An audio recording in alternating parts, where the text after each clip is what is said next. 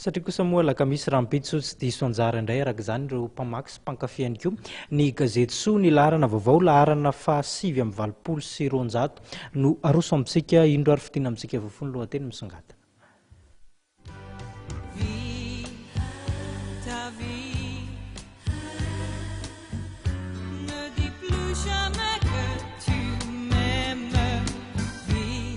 Ny jiro sy ny lobaka miaraka indray no lamaody eto soantsika amin'ity laharan'ity, ankoatra ireo friam-bamaody na ny tendansa farany miavaka toy ny maquillage waterproof.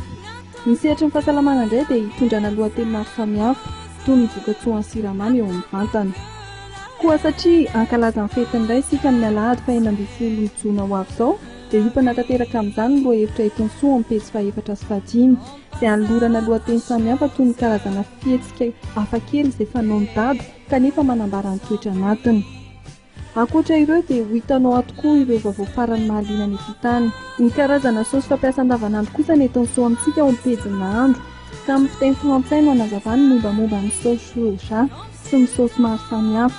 Ao koa ny anolorana karazana nahandro vaovao natao indrindra hanomezana hevitra antsika reny amin'ny fetiny indray.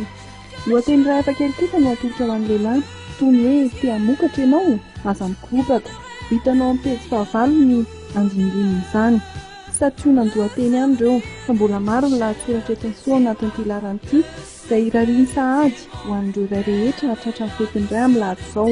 Mirary soa sahady ihany koa ho an'iray rehetra ny gazety soa.